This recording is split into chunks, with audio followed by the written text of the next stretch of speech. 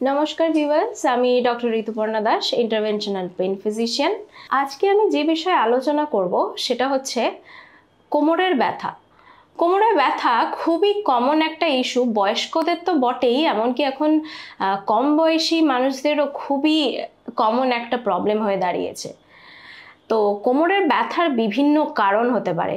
তো আজ সব কারণ তো ডিসকাস করা সম্ভব না, তো আমি স্পেসিফিক্যালি আজকে যে বিষয়ে আলোচনা করব সেটা হচ্ছে স্লিপ ডিস্ক এবং সায়াটিকা পেন। আসুন এই স্পাইনের মডেলটা দেখে নিই। এখানে আমাদের শিরদাঁড়াটা বিভিন্ন ছোট ছোট হাড় দিয়ে তৈরি, সেই হাড়গুলোকে ভার্টিব্রা বলা হয়।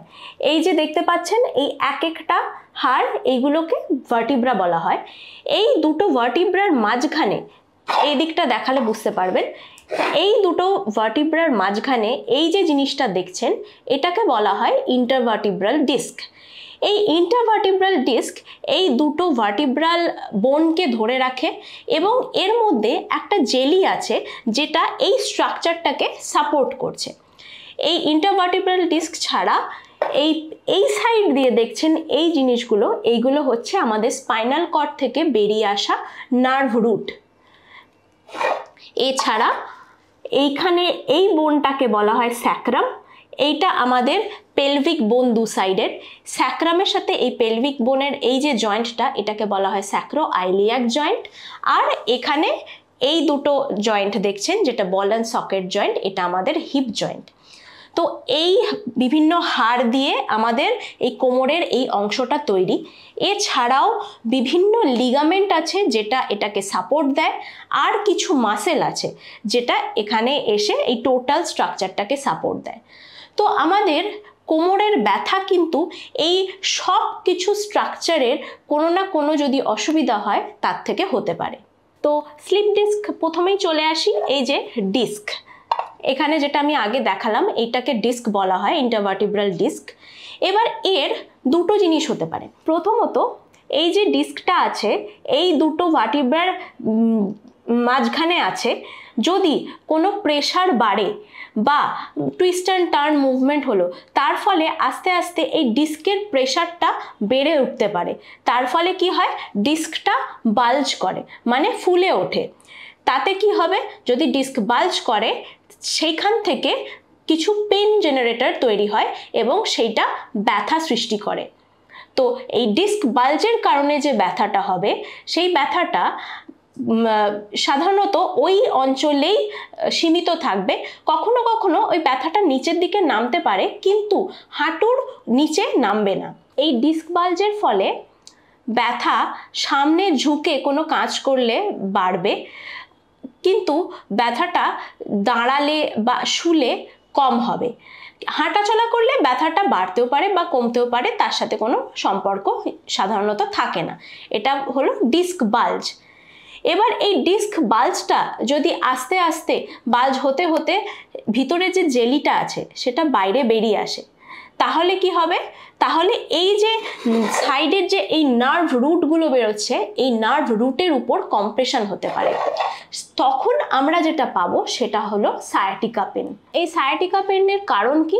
এই সায়াটিকা পেনের কারণ হচ্ছে এই ডিস্কের মেটেরিয়ালটা বেরিয়ে এসে সেই নার্ভ রুটটাকে ইরিটেট করছে, এবং নার্ভ রুটটা ইরিটেশনের ফলে এই যে স্পাইনাল কর্ড থেকে বেরিয়ে আসা নার্ভগুলো আমাদের বিভিন্ন মানে পায়ে বা নিচের অংশে বিভিন্ন জায়গায় ছড়াচ্ছে, সেই অংশের বরাবর আমাদের ব্যথাটা নামতে থাকবে।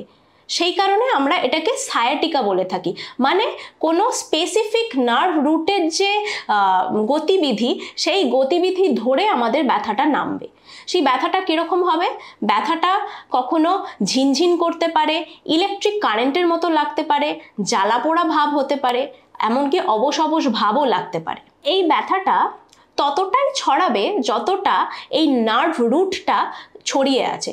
ধরুন যে নার্ভ রুট হাঁটুর উপর অবধি সীমাবদ্ধ, সেই ব্যথাটা হাঁটুর উপর অবধি যাবে।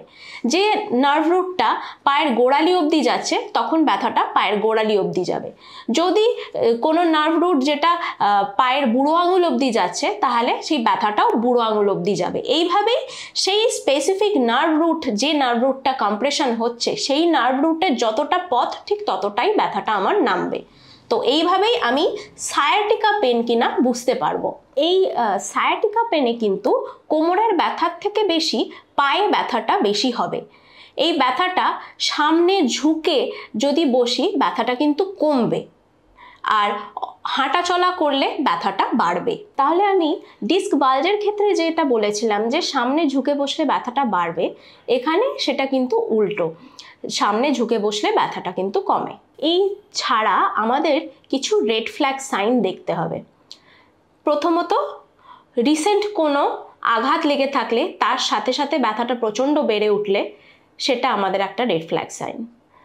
দ্বিতীয়ত, কোনো ক্যান্সার যদি বডিতে হয়ে থাকে এবং সেই ক্যান্সারটা যদি কোমরের এই হাড়ের মধ্যে ছড়িয়ে থাকে, তাহলে সেটা আমাদের লক্ষ্য দিতে হবে। তৃতীয়ত, ইনফেকশন। আমাদের অঞ্চলে টিবি ইনফেকশনটা খুবই কমন, এবং হাড়ে টিবি হয়েছে কিনা সেটাও আমাদের লক্ষ্য দিতে হবে। চতুর্থত, সেন্সেশন যদি কম থাকে এবং সেই সেন্সেশন কম ভাবটা আস্তে আস্তে বাড়তে থাকে, মানে সেন্সেশন আরও কমে আসছে, তখন কিন্তু চিন্তার বিষয়।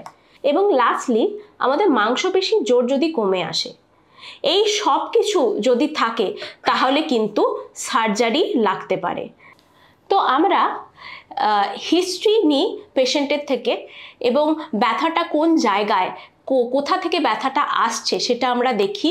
বিভিন্ন ক্লিনিক্যাল টেস্টের মাধ্যমে আমরা ডিসাইড করি যে অন্য কোনো কারণ নয় তো ব্যথার, সেটা আমরা দেখি, এবং তারপরে কিছু টেস্ট করি। তার মধ্যে অন্যতম হলো এমআরআই। আমরা লাম্বোস্যাক্রাল স্পাইনের একটা এমআরআই করে থাকি। এমআরআই খুবই গুরুত্বপূর্ণ একটা টেস্ট, যেটা আমাদের স্লিপ ডিস্ক কতটা হয়েছে, আদৌ সার্জারি লাগবে না এমনি সারিয়ে তোলা যাবে, এই সব কিছু তথ্য কিন্তু আমরা এমআরআই থেকে পেয়ে থাকি। এছাড়া নার্ভ কন্ডাকশন ভেলোসিটি টেস্ট আমরা করে থাকি, যেখানে আপনার নার্ভের কতটা ড্যামেজ হয়েছে সেটা দেখা যায়। এবং কিছু ব্লাড টেস্ট করি, যদি কোনো প্রদাহজনিত কারণে, মানে ইনফ্ল্যামেটরি কারণে কোনো আর্থারাইটিস যদি থেকে থাকে, সেটা আমরা রুল আউট করি। এবার চলে আসি ট্রিটমেন্ট পার্টে। আমি যেরকম বলে থাকি, লাইফস্টাইল মডিফিকেশন, একটা active healthy living lifestyle maintain করতে হবে, কিছু কিছু নিয়ম মেনে চলতে হবে। যেমন সামনে ঝুঁকে কোনো ভারী জিনিস তোলা, কোনো সামনে ঝুঁকে কাজ করা, এগুলো যতটা সম্ভব অ্যাভয়েড করে চলতে হবে। যদি ওজন খুব বেশি থাকে, ওজনটা কমানোর চেষ্টা করতে হবে, এবং নিয়মিত কিছু এক্সারসাইজ করতে হবে, যাতে কোমরের ব্যথাটা আস্তে আস্তে কমিয়ে ফেলা যায়। আর কিছু নার্ভের ওষুধ আছে যেগুলো নিয়মিত খেয়ে কোমরের ব্যথাটা আস্তে আস্তে কমিয়ে ফেলা যায়। যাদের ডিস্কোজেনিক ব্যাক পেন, 80% মানুষেরই কিন্তু এই লাইফস্টাইল মডিফিকেশনের মাধ্যমে এই ডিস্ক বাল্জটাকে কমিয়ে ফেলা যেতে পারে, কিন্তু 20% মানুষের হয়তো এই ডিস্ক বাল্জটা নিজে থেকে কমবে না। তো সেই সব ক্ষেত্রে সার্জারি ছাড়াও বিভিন্ন পেন ম্যানেজমেন্টের পদ্ধতি আছে, যেটা দিয়ে আমরা এই ডিস্ক বাল্জটাকে নিয়ন্ত্রণে আনতে পারি এবং একটা সুস্থ স্বাভাবিক জীবন ফিরিয়ে দিতে পারি। তো কি কি সেই পদ্ধতিগুলো চলুন দেখে নেওয়া যাক। এক হচ্ছে ওজোন নিউক্লিওলাইসিস। এটা কি জিনিস? আমরা পেশেন্টকে ওটি টেবিলে নিয়ে সিয়াম মেশিন, যেটা একটা এক্সরে মেশিন, তার আন্ডারে ওজোন যে গ্যাস হয়, সেই গ্যাসটা আমরা ডিস্কের ভিতরে ইনজেক্ট করি। এটা খুবই একটা সরু নিডল, যেটা আমরা স্পাইনাল অ্যানাস্থেসিয়া দিয়ে থাকি, যে নিডল দিয়ে, সেই নিডল ব্যবহার করে আমরা সেই ডিস্কের ভিতরে এই ওজোন গ্যাসটাকে দিই। এই ওজোন গ্যাসটা এই ডিস্কটাকে শ্রিঙ্ক করে বা সংকুচিত করে, তার ফলে যে ব্যথাটা হয়, নার্ভ থেকে ব্যথাটা হচ্ছিল, সেই ব্যথাটা আস্তে আস্তে কমে আসে। দ্বিতীয়ত, ইন্ট্রাডিস্কাল বাইঅ্যাকিউপ্লাস্টি। এখানে আমরা ইলেকট্রোডের মাধ্যমে হিট দিয়ে নার্ভের যে পেনটা হয়, সেই পেনটাকে আমরা কমিয়ে ফেলতে পারি। স্লিপ ডিস্ক বা সায়াটিকা পেনের ক্ষেত্রে আমরা যেটা করতে পারি সেটা হলো, সেই নার্ভগুলো ইরিটেটেড হয় সেন্সিটিভ হয়ে যায়, সেই নার্ভের ওই অংশে গিয়ে সেই লম্বা স্পাইনাল নিডল দিয়ে সেখানে স্টেরয়েড ইনজেকশন দিতে পারি। এই স্টেরয়েড ইনজেকশন কি করে, সেই নার্ভের যে ইরিটেশনটা হয় সেই ইরিটেশনটাকে কমায়, এবং যদি কোনো প্রদাহ থেকে থাকে বা ইনফ্লামেশন থেকে থাকে সেটাকেও কমায়। তার ফলে কি হয়, নার্ভের ইরিটেশনটা কমলে নার্ভের রুট দিয়ে যে ব্যথাটা নামছিল সেই ব্যথাটা কমে আসে। স্টেরয়েড আমি আবারও বলবো যে এখানে আমরা ব্লাডে দিচ্ছি না, স্টেরয়েডটা আমরা সেই স্পেসিফিক নার্ভ রুটের কাছে দিচ্ছি। তো সেই কারণে এই স্টেরয়েডের কিন্তু আনুষঙ্গিক সাইড এফেক্ট খুবই কম।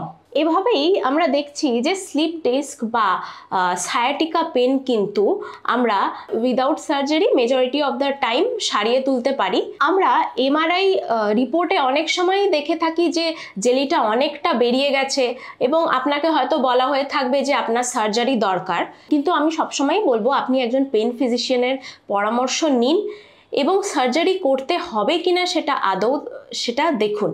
কারণ কি, এই রকম ধরনের কোমরের ব্যথা সার্জারি ছাড়াই খুব সহজভাবে ট্রিটমেন্ট করা সম্ভব, এবং অনেক পেশেন্টের দেখেছি যে সার্জারির পরেও এই ব্যথা কিন্তু থেকে যায়, এবং তখন সেই ব্যথার ট্রিটমেন্ট কিন্তু খুবই ডিফিকাল্ট হয়ে যায়, কারণ তখন সেই ব্যথার সিগন্যালগুলো আর স্পাইনাল কর্ড থেকে আসে না, তখন ব্রেন থেকে আসে।